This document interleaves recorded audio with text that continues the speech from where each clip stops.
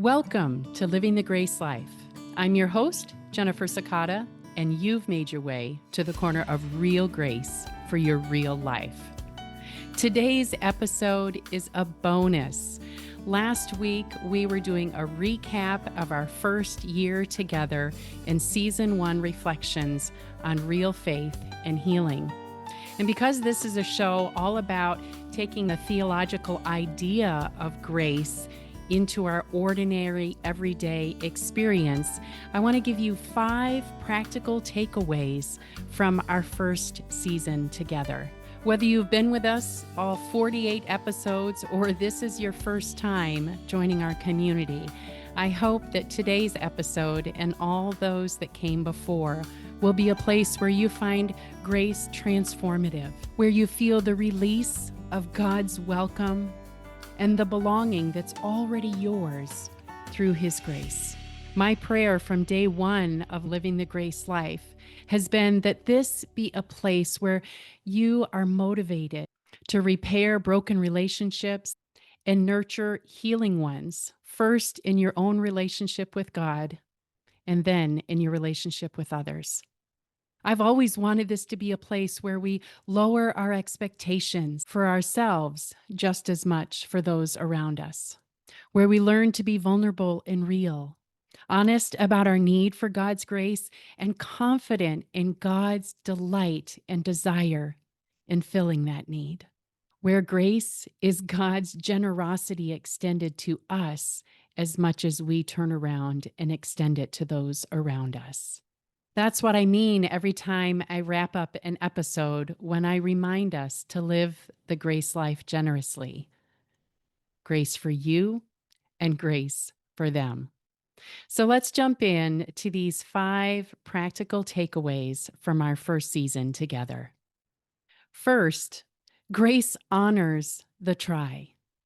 It's not about getting it right. It's about showing up even when you're scared.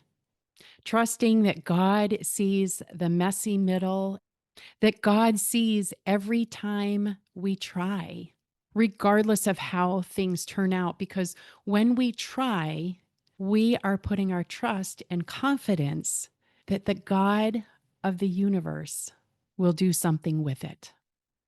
The second takeaway is this: your wounds aren't too big for God. Maybe I should say that one again because I think this resonates for a lot of us. Friend, your wounds are not too big for God. You don't need to hide what grace already sees and loves. Thirdly, prayer doesn't need polish. My toenails do, but prayer doesn't.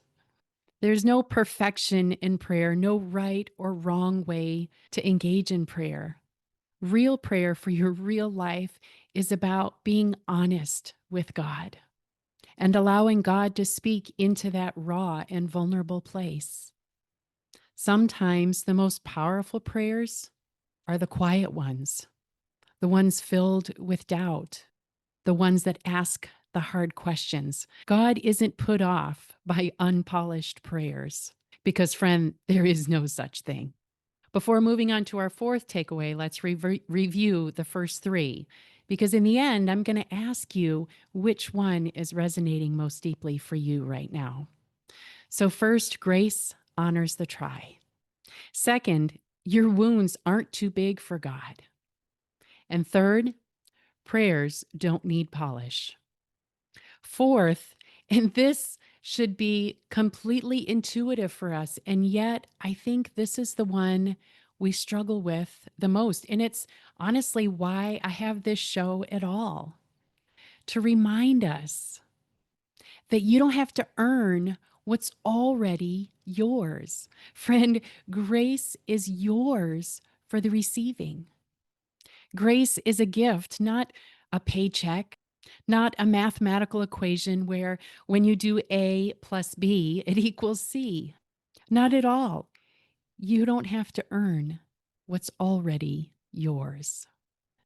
Our fifth takeaway is probably one of my favorite parts of being a podcaster. Your story is someone else's permission. We tell stories here every week because these stories have a way of helping us be honest and open and real about the story that's unfolding in our own life. Every time you speak honestly about your own story, someone else breathes more easily. So let's go over those one more time. 5 key takeaways from this last season together are that: 1, grace honors the try. 2, your wounds aren't too big for God. 3, prayer doesn't need polish. 4, you don't have to earn what's already yours.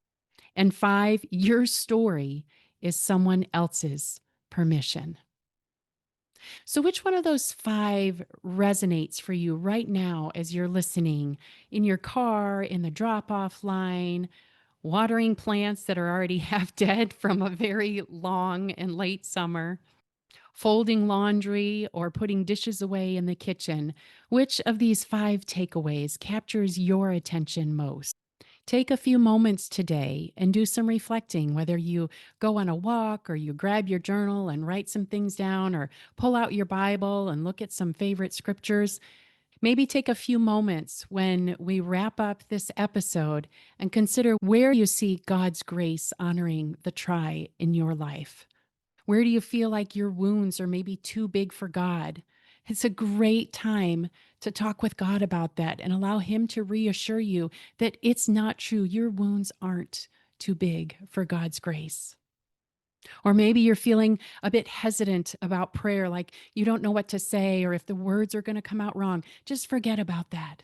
Jump in and start having a conversation with a God who's been waiting for you all along. Or maybe you look back at the season and you see this big to do list you work so hard to check off every day, trying to please God or perfect your life for Him. Friend, let me be the one today to say, let that go. You don't have to earn what's already yours. Just pause and begin again. Or maybe there are parts of your story that you would rather keep hidden because it just feels too costly to share. Once again, let me be the friend that reminds you that as you are honest with God and the people around you about your story, there's this incredible freedom that comes in the telling. Be wise, of course, as you share your story and with whom. I don't think God tells us to broadcast all the crazy things going on in our life to people who don't know how to steward the parts of your story well. But maybe today, think about someone you could share part of your story with, because, friend, I think you'd be surprised to discover how much of your story overlaps with another person's story. As we close out this episode, I want to leave you with a story Rachel Adams shared in episode 39, God's Steadfast Love in Daily Life. Rachel wrote a book called Everyday Prayers for Love. And in it, she told the story of an agape night they were hosting for junior and senior high girls. Rachel was sharing her testimony and the core beliefs she held as a young woman and how those core beliefs impacted who she became. She also shared some of the consequences that stemmed from those core beliefs. After she finished talking, she gave each girl a blank canvas with instructions to draw the outline of a cross on her canvas. Inside that cross, they were to name anything they wanted to lay down and let go of on the cross. Maybe a decision they regretted, or mistakes they'd made, feelings of inadequacy or unworthiness because of what other people had said about them or to them. During our conversation, Rachel shared how quickly their outlines filled up and how similar so many of the things they had written down were.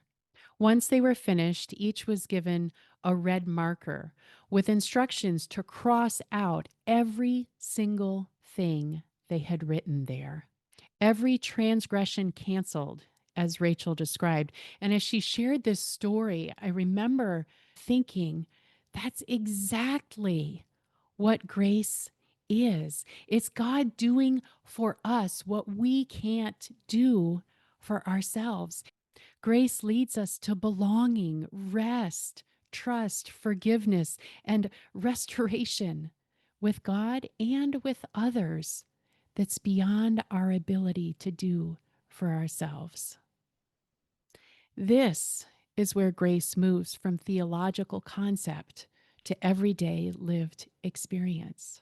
I said this last week, and I will say it again and again and again. I have loved sharing every week of this past year with you. Thank you for being part of our grace growing community. Next week, it's our 1 year podcast anniversary. I asked last week if that's even a word, and I think I've decided it is. Not just because I've said it, but it just sounds like a fun word. And 1 year in, it is time to celebrate. I've invited my dear friend and mentor, Eric Nevins of the Christian Podcasters Association, to be my guest. And I cannot wait for you to meet someone whose encouragements, teaching, mentoring, and sometimes pushing me along the way motivated me to hit the go button on launching Living the Grace Life podcast. It's going to be a great conversation, and you don't want to miss it. We'll share about how things got started, what Eric saw that I couldn't see for myself, and encouragement for those times you've been hesitant to step up and step out in something God's put on your heart because you thought you weren't ready. We're also going to dive into the start of our new season when grace is hard to come by, as Eric shares more of his own grace walk and times when it would have been easier to just walk away, but grace called him to stay and dig a bit deeper. So don't miss it next week. I can't wait to celebrate with you. Would you do me a favor? If Living the Grace Life has helped you in some way this season, would you leave a review or share Living the Grace Life podcast with a friend? Or send me a message at jennifer@jennifersakata.com. I'd love to hear what grace has looked like in your world.